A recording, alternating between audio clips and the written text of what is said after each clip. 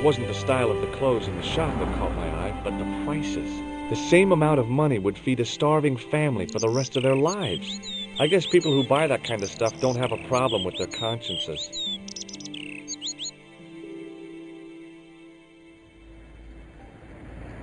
The window was full of overpriced clothes for overprivileged women.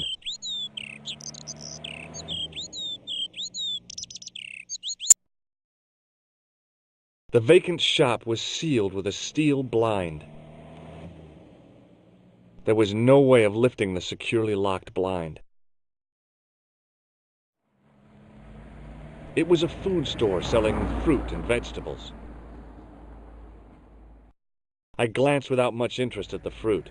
It was dusty, shriveled, and tired-looking. They were lilies or tulips, some kind of flowers anyhow. Pretty, I guess, if you like that sort of thing. Me?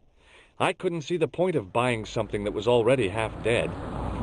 The last of the summer blooms on the flower stall were a reminder of the coming fall.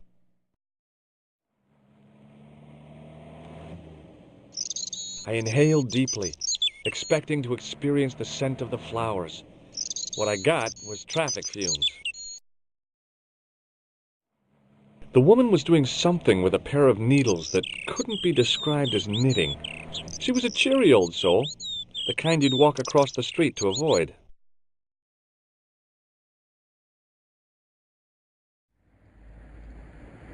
The door was shabby and in need of a coat of paint. I couldn't imagine the Collard woman living here. I pushed against the door, but it seemed to be locked.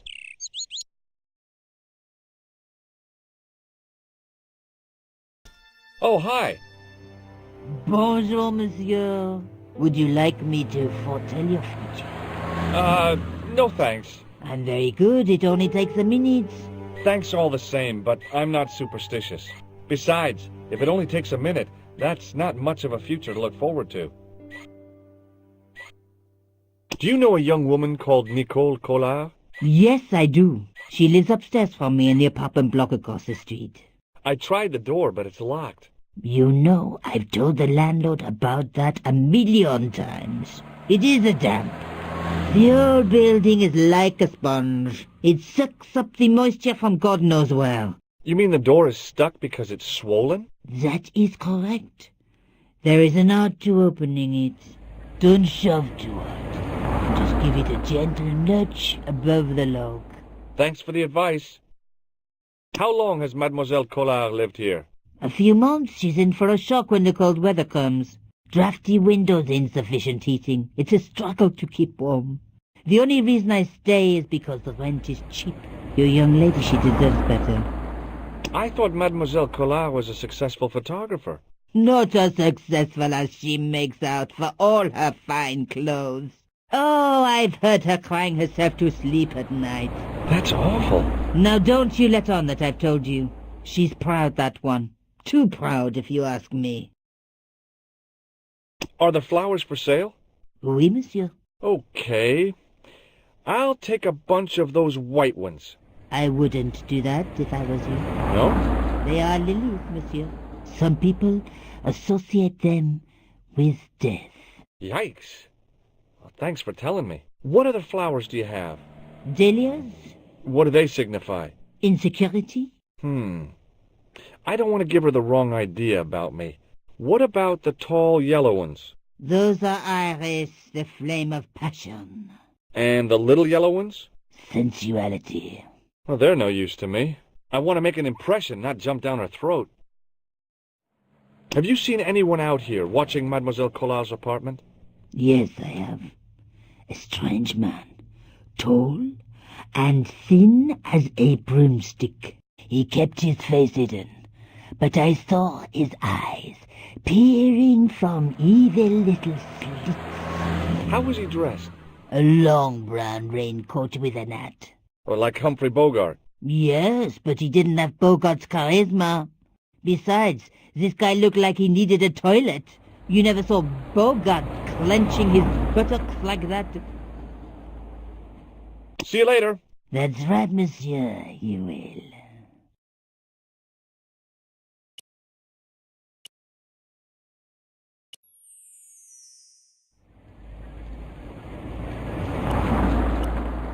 Oh, hi. Bonjour, monsieur. How's your girlfriend? She's not my girlfriend. Maybe not yet, but I see your paths entwined in the future. I doubt it. What do you make of this tool? Is it something a dentist would use? No, it's for raising manhole covers. Formidable.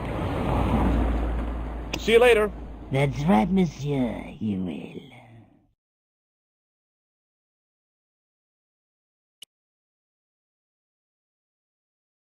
Hey, did I ever tell you the one about the old Irish couple in the lottery? No, but I think you're going to.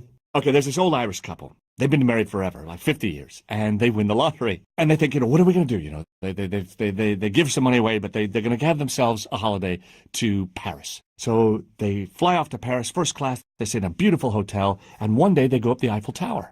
And they get all the way to the top.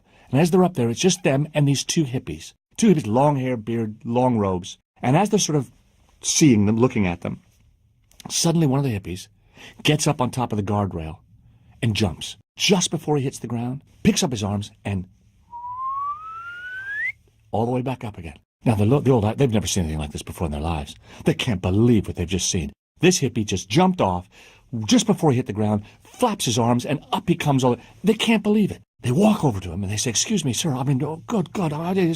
Oh, it's really easy, man. It's really easy. You just sort of, you jump, you empty your mind, and just before you hit the pavement, you go with your arms, and up you come. Here, I'll show you how to do it again. Just before he hits the pavement. Up again. They can't believe it. It's unbelievable. Come on, yeah, you can try it, man. Yeah, you come on up. Come on, you'll be fine. You can do it. So the old fella, the old lady, they get up there, and just there, they say, okay. So when we jump, we go all the way down. Just before we flap our arms, you'll come straight back up again, man. It's really easy. Go ahead, give it a try. The old Irish couple on the way down, they're emptying their arms. Just before they hit the pavement, they start flapping their arms. Nothing. Bang. Flop. Irish stew on the pavement. It's all over. And the two hippies are up there. And the other hippie, who hasn't said a word through all this, said, Gabriel, for an archangel, you can be a real son of a bitch.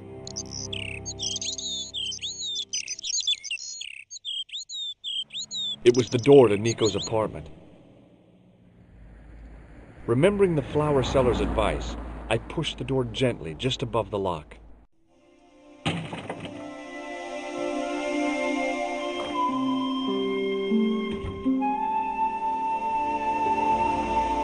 Bonjour. I'm glad you could make it, monsieur. Please, call me George. Fine. I'm Nicole. Take a seat, George.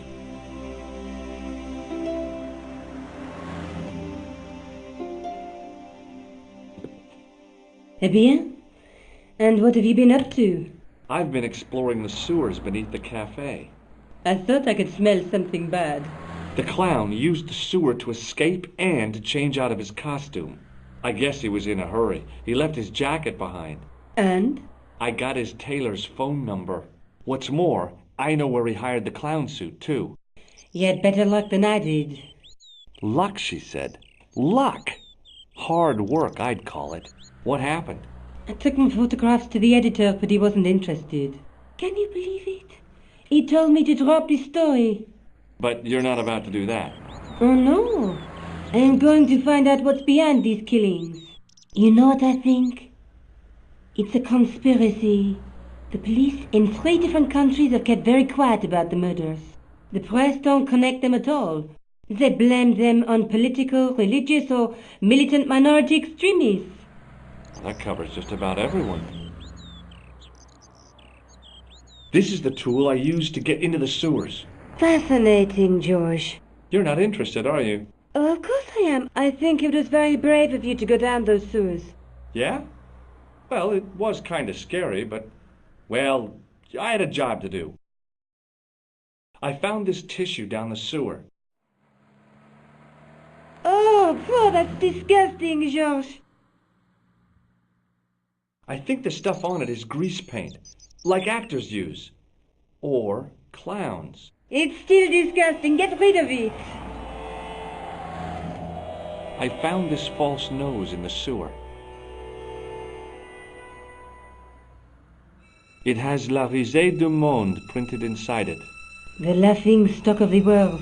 It's a costume shop near the Gare Saint-Lazare. I'll check it out. Maybe the owner remembers who hired the clown costume.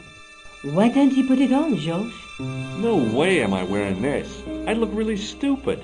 Besides, you might have had a cold.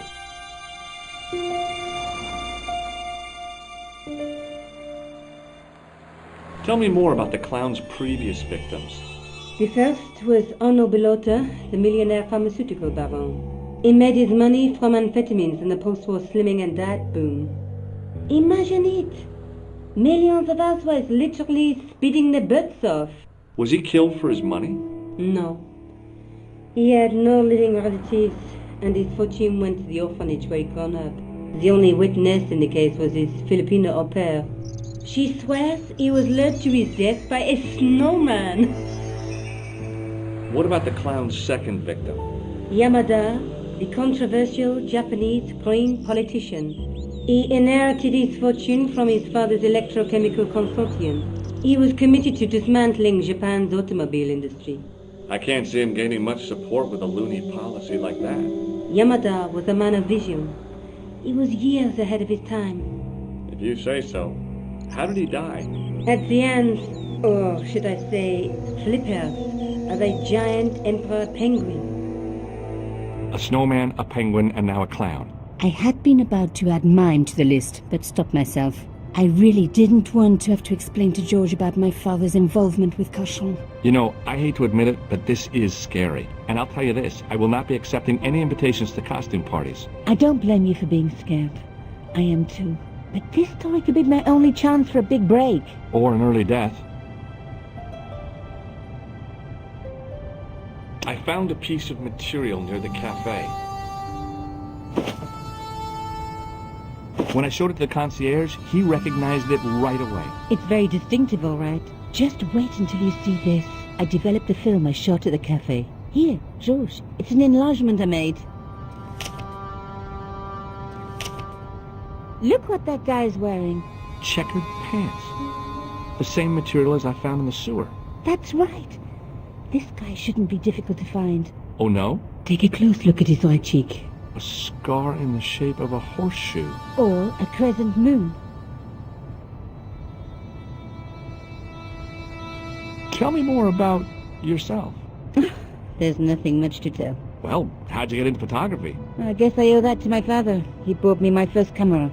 I was 8, and my parents had just split up. Did you live with your father? Yes. My mother went off with her new boyfriend. I didn't mind. Papa was all I needed. 4 years later, he died in a plane crash. Oh, I'm sorry. It's all right. I don't mind talking about him. He was more like an older brother, really. Always joking and laughing. Papa always wanted me to study art. That's why I went to college. Did you learn about photography at college? God, no. I couldn't afford the materials. We were billed for everything we used. Paint, canvas, paper. Most of my year turned to minimalism. It was cheaper. I used to go poaching in the park for squirrel hair. The only time I wasn't hungry was the term I did printing.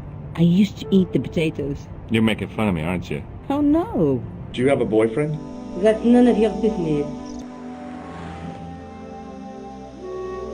How come you enlarged this photograph of me? Because I noticed the guy behind you, of course. May I use your telephone? Sure, go ahead. Thanks.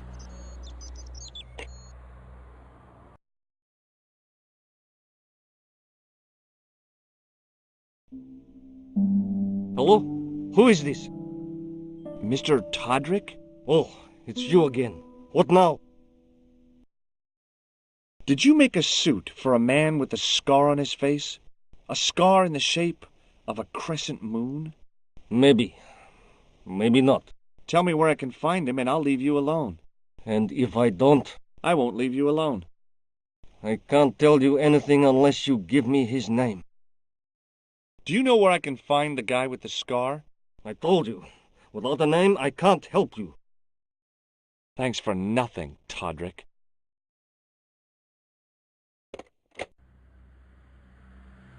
Do you want this photograph back? No, you keep it.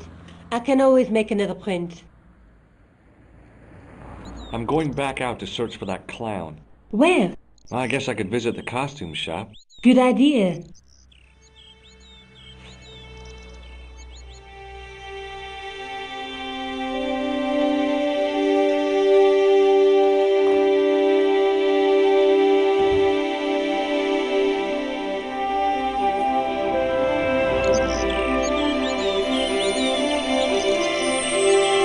Oh, hi.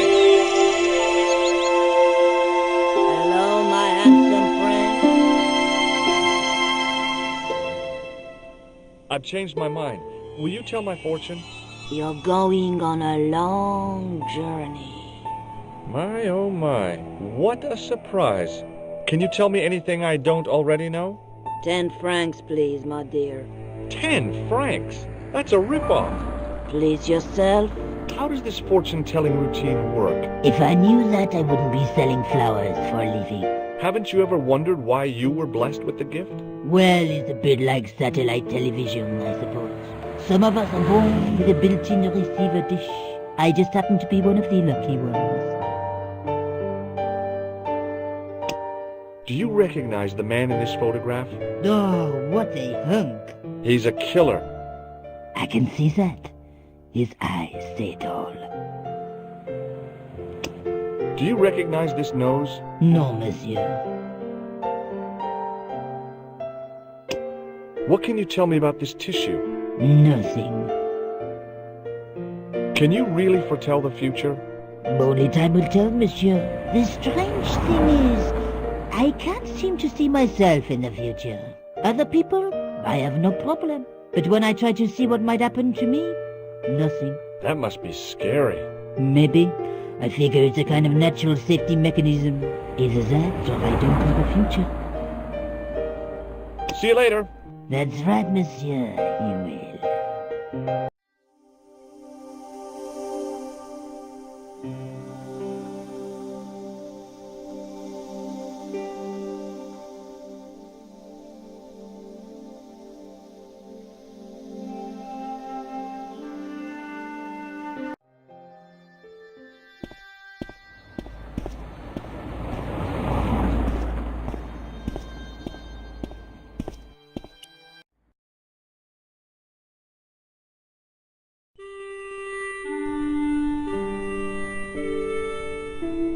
It was a disgustingly realistic plastic novelty, like one I'd left on the teacher's desk at school. Boy, that caused so much of a stink you'd have thought it was a real one.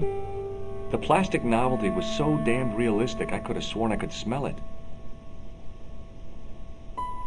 As my fingers closed on the plastic novelty, I realized my mistake. It was a novelty, all right, but it wasn't plastic. The sight of the dog waste set my stomach churning again. I quickly looked away. No way was I going to touch that thing again.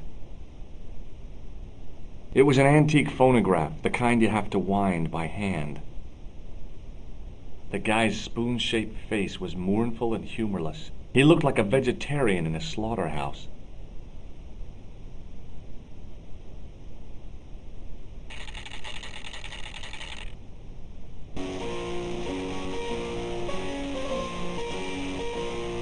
The dummy wore a traditional Pierrot costume. At least, I guess it was a dummy.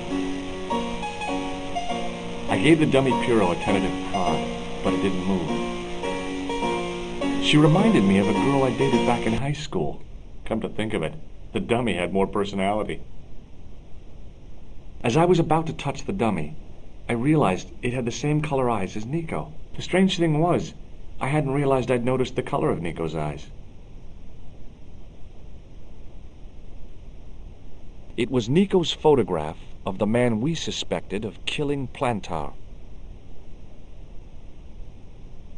Excuse me? Bonjour, monsieur. Please, come in.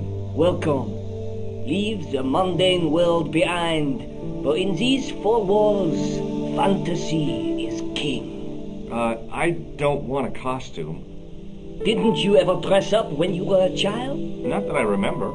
Incredible. You'll be telling me next that you never shared your elder sister's lingerie. I don't have a sister, and I think I'd look pretty silly in a brassiere. I just need some information.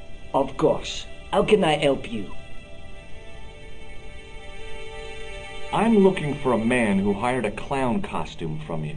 Oui, monsieur. I do not see how I can help. Don't you keep a record of costumes that you've rented out? Of course, monsieur, but... Well, then, I'd like to check your records. Give me the names of everyone who's rented a clown suit. Impossible. There are too many.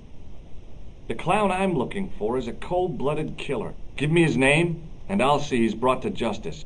I'd help you if I could, but you can't expect me to remember all my customers. You see, the clown costume is our most popular line, monsieur. On average, we hire out more than 30 clown suits a week. You'll have to give me more to go by. A description, perhaps? Have you heard of a man named Plantile? I do not recall anyone of that name. How come clowns are so popular? I think it has something to do with their unpredictable nature. Personally, I think clowns should be banned, along with mimes. Oh, come now. Who doesn't love clowns? Me, for one. Do you want this red nose back? Not after it's been worn, thank you. Does this dirty tissue mean anything to you? Let me smell that.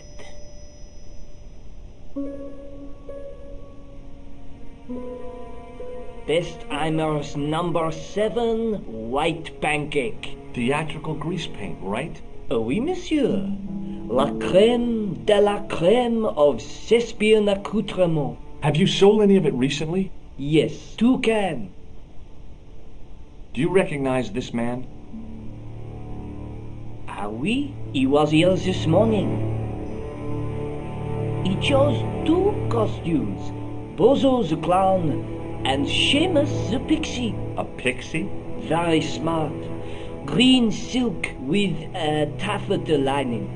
He gave me his name as Monsieur Khan. Are you sure this is the same man who hired the clown suit? Certainement, Monsieur Khan. Thanks for your help, buddy. My pleasure, monsieur. Allow me to shake you by the hand. Huh? Well, okay.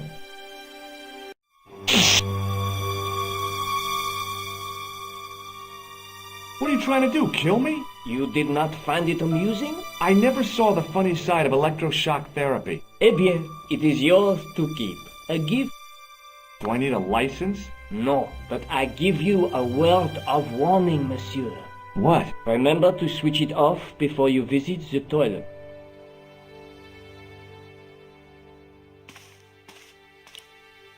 It was the shake and shock buzzer I'd been given by the man in the costume shop.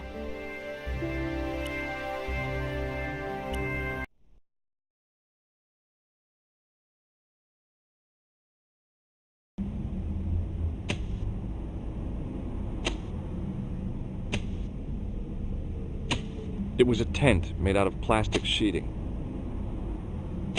There was nothing inside the tent except a large toolbox. The toolbox didn't contain anything else I needed.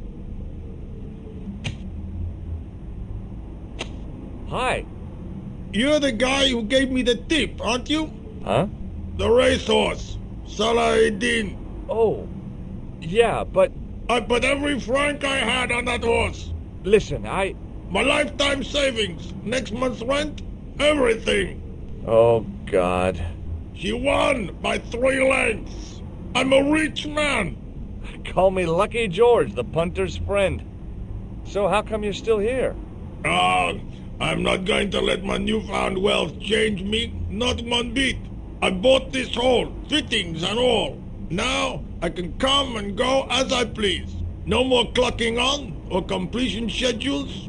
No foreman breathing down my neck. Thanks to you, I've found paradise.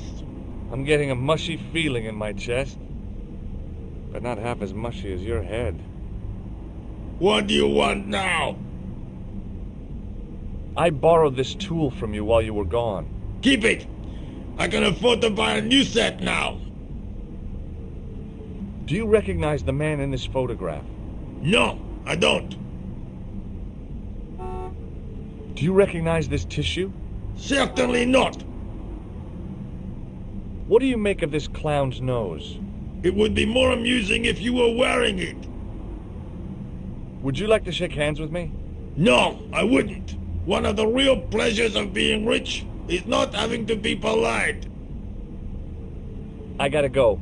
Don't let me keep you.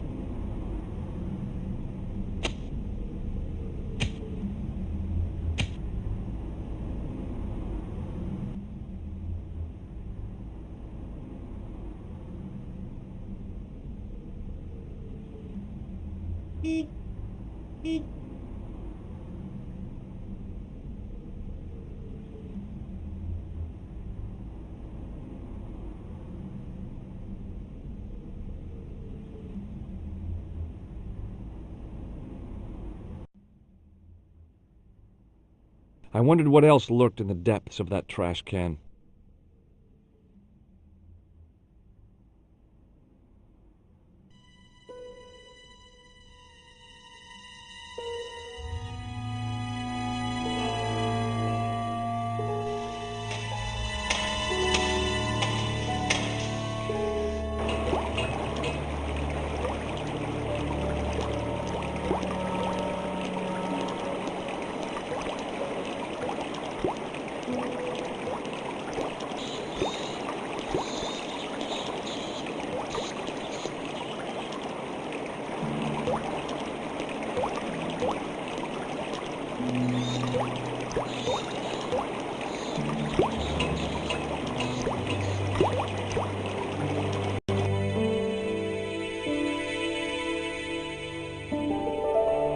The fountain had probably been attractive at one time, but now it looked like an old stained urinal.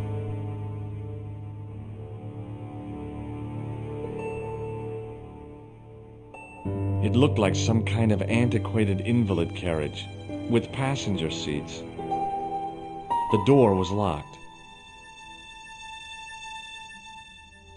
The door led to the apartment of the blustering old concierge.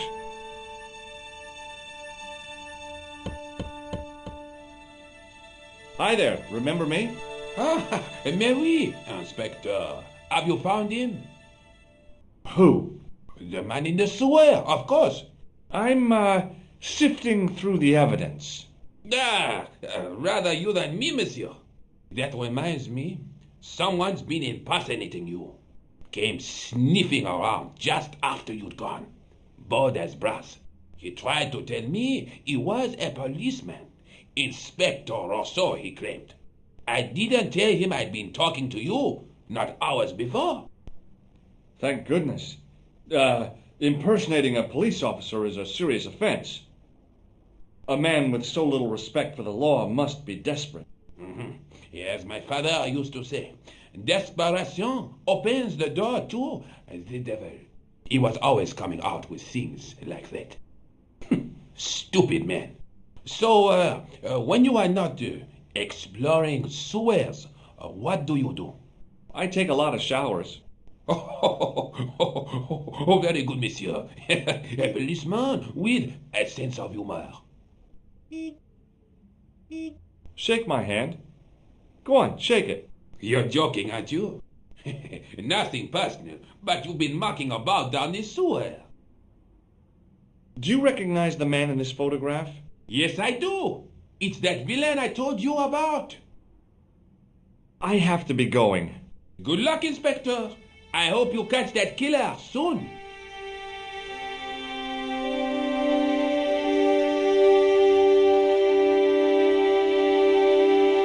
It was a small access door set into the wooden gate.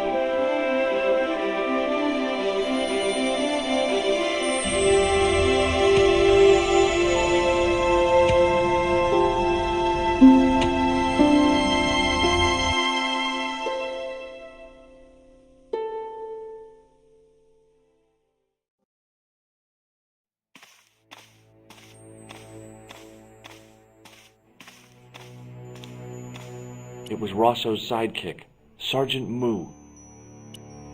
Excuse me, Sergeant. What do you want now? Do you know a man named Khan? He's a shifty-looking guy with a scar on his right cheek. No, monsieur. Has this man any connection with the bombing of the cafe? Yes.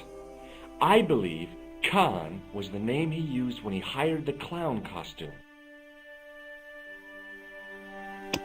Do you recognize the man in this photograph? No, monsieur. It's the guy who bombed the cafe.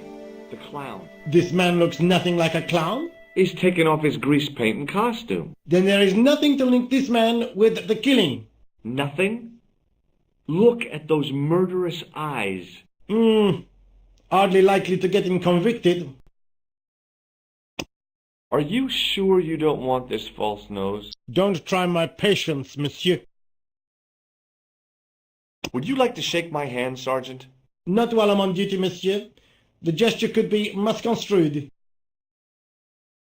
Is Rosso here? Yes, he is. You wish to speak to him? Yes, I do. One moment, monsieur. It's Stobart, monsieur. He insists on talking to you again. Did he say what it was about? No, monsieur. Very well.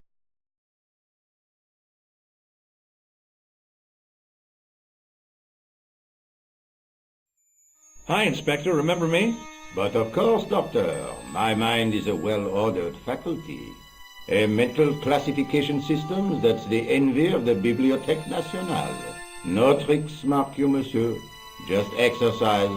Just as our muscles waste through inactivity, so our minds decay. But there is no need. If only people would learn to exercise their wits daily. If he was trying to impress me, it worked. He was pompous and patronizing, but he had style. Eh bien, if you called about the bombing, you're too late. Investigations have been closed.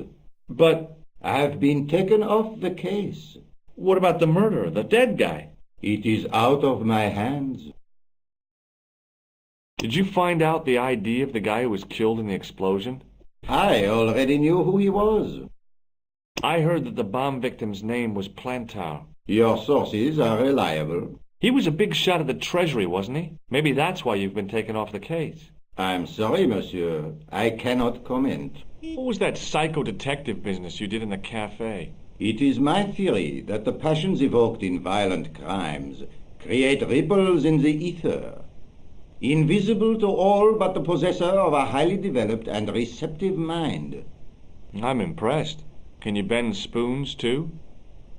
I didn't think a man of your obvious intelligence would stoop to mockery. I'm not mocking. I've had personal experience of the power of the mind. I used to get ignored at parties until I read a book that changed my life. Really? What was it called? Hypnotism for Fun and Profit. He looked at me as if I'd farted at a funeral. The power of mesmerism is a rare gift, not a party trick. You're not going to try any of that psychic interrogation on me, are you? Do you find the thought of my probing distasteful? Let's just say I'd rather you didn't. I've got more doubts than Doubting Thomas when it comes to mysticism. Too bad. I think you would make an interesting subject under controlled regression. The day I let anyone mess with my mind hasn't dawned yet. What do you make of this, Rosso? It is a tool for gaining access to sewers. I found this tissue in the sewer. It would have been best if you'd left it there. Does this red nose mean anything to you? I'd imagine it means you have not given up your pursuit of the clown. You're absolutely right. Do you recognize the man in this photograph? No. It's the face of a killer. The man who bombed the cafe? The photograph was taken soon after the explosion. He'd escaped through the sewers, leaving a trail of clues behind him. Circumstantial evidence, Stobart. None of it proves a thing. Don't you want to know what I found out about the killer? I told you, monsieur, the case is closed. I have washed my hands of the whole affair. Then I'll have to continue my investigations without your help. No. You must forget the business of the clown completely. Go back to being an ordinary tourist, Stobart. Would you care to shake my hand, Inspector? Please don't be offended if I decline your offer, Stobart. The palms of my hands are particularly sensitive. So long, Inspector.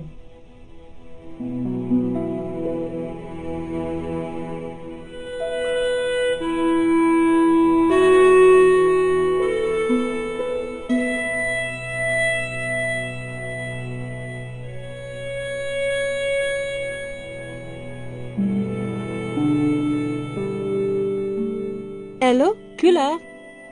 It's George. I've been to see the costume seller at the Risée du Monde. Why don't you come over and tell me about it? Okay.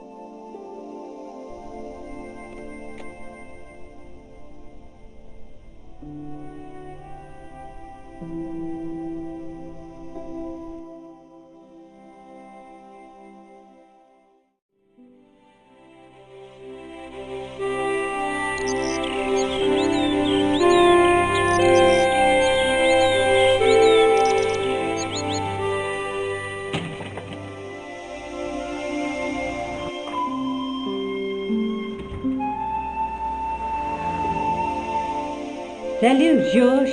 What news? I've been to the costume shop.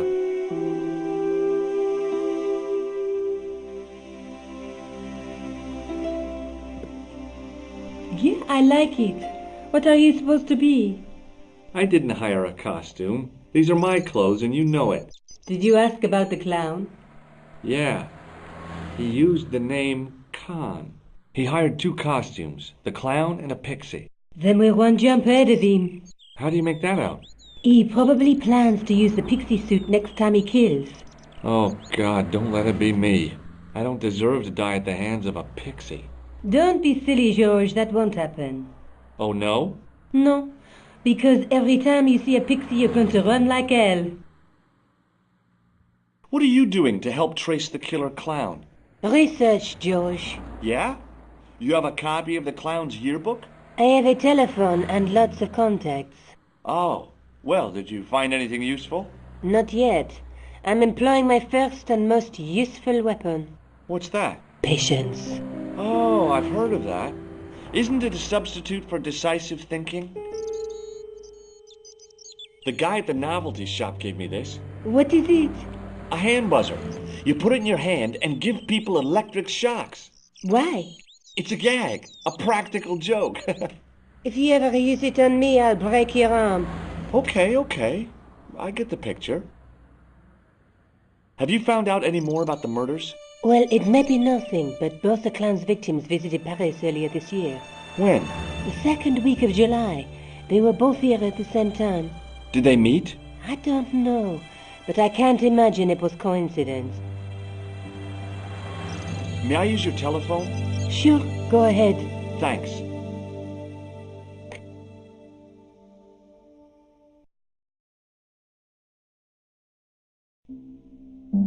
Hello? Who is this? It's George Stobart again. What now? The man I'm looking for is called Khan. He bought a suit from you, remember? Mr. Khan. Yes, I remember him. Yes, I delivered the suit to his hotel, the Hotel Ubu. I don't remember the room. It was upstairs, the second room on the right-hand side of the corridor. Thanks, Todrick. That's all I wanted to know. Now I've got you, Mr. Clown. Now we're getting somewhere. Do you know the Hotel Ubu? The Ubu? Yes, I do. That's where the clown stayed. Good work, George. See you later. Where are you going now? I could go hang out at the Hotel Ubu. Watch out for Khan, George. Don't worry, I will.